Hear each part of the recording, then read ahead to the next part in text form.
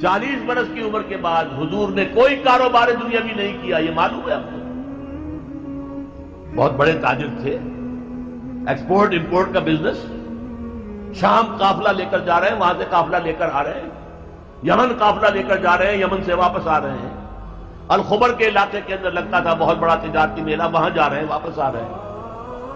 لیکن جب حکم آ گیا یا ایھا المدثر قم فانذر وربک فکبر، اے لحاف میں لپٹ کر لیٹنے والے صلی اللہ علیہ وسلم، اب کھڑے ہو جاؤ، کمر کس لو، لوگوں کو خبردار کرو کہ مرنے کے بعد دوبارہ تمہیں زندہ کیا جائے گا، پھر تم سے حساب لیا جائے گا۔ فیما کنتم، کن حالات میں زندگی گزار رہے تھے جناب آپ؟ کیا اسلام کا غلبہ تھا؟ نہیں ہے، اللہ اسلام غالب تو نہیں، تم کوشش کر رہے تھے غالب کرنے کی، سوائے شرمندگی کے اور کیا ہاتھ آئے گا؟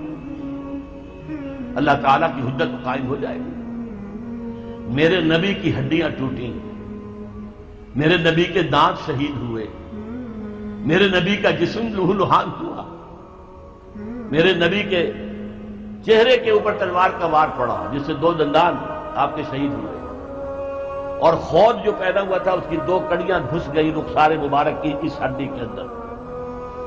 ان کو ایک صحابی نے دانتوں سے پکڑ کر کھینچ کر نکالنا چاہا، ان کے دانت نکل گئے، وہ ہڈی وہ نہیں نکلی، وہ کڑیاں لوہے کی۔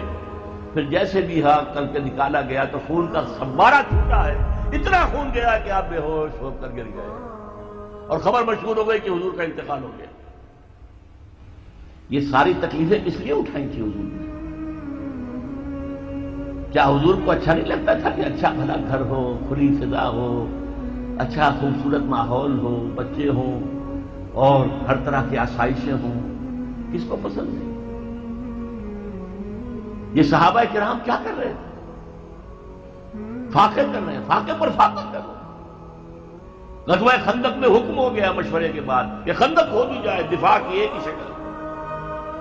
اب سردی کا موسم ہے شدید، کئی وقت کا فاقہ ہے، پیٹوں پر اپنے پتھر باندھ رکھے اپنی چادروں کے ساتھ کس کر کہ پیٹ دوہرا نہ ہو جائے، کمر دوہری نہ ہو جائے۔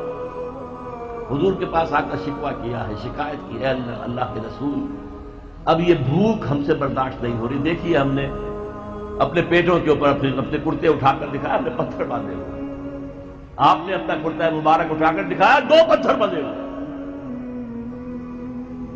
اور اس وقت پھر جب خندق کھد رہی تھی تو صحابہ کرام آواز میں آواز ملا کر کہہ رہے تھے نحن الذین بایعوا محمدا علی الجہاد ما بقینا ابدا، ہم وہ لوگ ہیں جنہوں نے محمد سے بیعت کی ہے جہاد کی صلی اللہ علیہ وسلم، فدا ہوا آباؤنا و امہاتنا، اب یہ جہاد جاری رہے گا جب تک کہ ہمارے جان میں جان ہے، جب تک جسم میں زندگی ہے، یہ جہاد جاری رہے گا۔ یہ ہے اسلام، یہ شہادت گاہ الفت میں قدم رکھنا ہے۔ لوگ آسان سمجھتے ہیں مسلمان ہونا، مسلمان تھے صحابہ کرام رضوان اللہ تعالی علیہ اجمعین، جیسے انہوں نے آپ کو وہ جو ایک شعر ہے اکبر الہآبادی کا، تو خاک میں مل اور آگ میں جل، جب خشت بنے تب کام چلے، تو باقاعدہ انگاروں پر لوٹے ہیں۔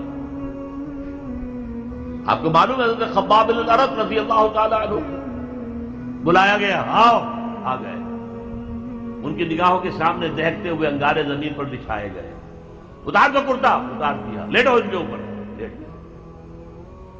اب جب ان پہ انگاروں پر لیٹے ہوئے تھے تو کھال جلی پیٹھ کی، اور پیٹھ پر چربی ہوتی ہے، چربی پگھلی، اس سے وہ انگارے ٹھنڈے ہوئے۔ وہ ہاتھ نہیں اٹھایا انہوں نے، کیونکہ حضور کا حکم تھا نو ریٹیلیشن، کوئی جوابی کارروائی مت کرو، جو ستم آتا ہے جھیلو، جو ظلم ہوتا ہے برداشت کرو، جو تکلیف آتی ہے جھیلو اور برداشت کرو۔ لہذا اگر ایک آدمی سمجھے کہ مجھے تو یہ زندہ کباب بنا دیں گے تو اجازت ہو تو 2-4 کو مار کر مرے گا، ایسے نہیں مرے گا۔ بلی بھی آپ پر جھپٹ پڑے گی، کیا اس کی جان ہے، 1 کلو کی ہوگی، 1.5 کی ہوگی، لیکن اگر آپ کارنر کر دیں اسے نظر آئے کہ میرے پاس کوئی راستہ نہیں ہے، کوئی اسکیپ نہیں ہے، وہ آپ پر حملہ آور ہوگی اور آنکھ پر آئے گی، سیدھی آنکھ نکالنے کی کوشش کرے گی پنجے سے۔ لیکن حضور کا حکم کیا تھا؟ کفو ایدیکم، اپنے ہاتھ بندھے رکھو، no retaliation whatsoever, even in self defence. یہ ساری جد و جہد، یہ ساری محنت محمد رسول اللہ والذین معہ اشداء علی الکفار رحماء بینہم تراہم رکعا سجدا یبتغون فضلا من اللہ ورضوانا. اب ان کو پھر اللہ تعالیٰ نے جو اجر و ثواب دیا ہے اس کا ہمیں اندازہ ہو ہی نہیں سکتا. اب میں ایک بات اور آپ کو بتا دوں، اگر عبادت، یہ تقاضا ہے کہ ہماری عبادت پوری ہونی چاہیے، اجتماعی زندگی ہماری اگر اسلام کے تحت نہیں آئی تو ہماری عبادت جو ہے وہ جزوی ہے، اور جزوی عبادت اللہ کو قبول نہیں. افتؤمنون ببعض الکتاب وتکفرون ببعض فما جزاء من یفعل ذلک منکم الا خزی فی الحیاۃ الدنیا ویوم القیامۃ یردون الی اشد العذاب وما اللہ بغافل عما تعملون. اچھا بات سمجھ میں آ گئی. جد و جہد کرنا فرض ہے، اس کے لیے جماعت فرض ہے، اس کے لیے تلاش کرو جماعت، نہ ملے تو خود کھڑے ہو جاؤ اور جماعت بناؤ. لیکن اس میں ایک درمیان میں ہنٹ دے دوں، جماعت کی اگر تلاش کرنی ہے، نئی جماعت بنانا آسان کام نہیں ہے. کوئی چلتا ہوا قافلہ مل جائے تو کیا کہتے ہیں، اس سے بڑی خوش قسمتی کیا ہوگی کہ کوئی جماعت بنی بنائی، جو قافلہ چل رہا ہے اس کے ساتھ چلنا کتنا آسان ہے. یکا و تنہا کسی صحرا میں سفر کرنا جو ہے کتنے خطرات ہیں. قافلہ ہے، قافلے کے ساتھ جڑ جاؤ. اگر قافلہ تلاش کرنا ہے تو کیا چیزیں دیکھنی چاہیے وہ بھی میں ذرا آپ کو آج بتا دوں. 5 چیزیں دیکھنی ہوں گی. نمبر 1، وہ جماعت سیکٹیرین نہ ہو،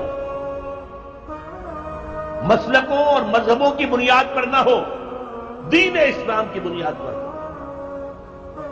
یہ نہیں کہ یہ دیوبندیوں کی جماعت ہے، یہ بریلویوں کی جماعتیں ہیں. اب تو ایک تو ہے ہی نہیں، دیوبندیوں کی بھی بہت ہے اور بریلویوں کی بھی بہت ہے. یہ شیعوں کی ہے، یہ اہل حدیثوں کی ہے، یہ سیکٹیرین ہے. سیکٹیرین جماعت اپنے سیکٹ کی دعوت دے گی. ہمارا سیکٹ، ہمارا موقف، ہمارا مسلک، ہمارا مذہب سب سے اعلیٰ ہے. اہل حدیث کہے گا تم رفع دین نہیں کرتے، تمہاری نماز ہی نہیں ہوئی. تم نے آمین بالجہر زور سے کہہ دیا، تمہاری نماز ہی نہیں ہوئی. نہیں، جو جماعت جس کا ذکر میں کر رہا ہوں وہ اس سے بالا ہونی چاہیے. بھائی تم حنفی ہو، حنفی طریقے پر نماز پڑھو. اہل حدیث ہو، اہل حدیث طریقے پر نماز پڑھو. کیا فرق ہے؟ کچھ نہیں. شیعہ ہو، شیعہ کے طریقے پر نماز پڑھو. دین پر متحد ہو جاؤ. دین ایک ہے، اسلام ایک ہے.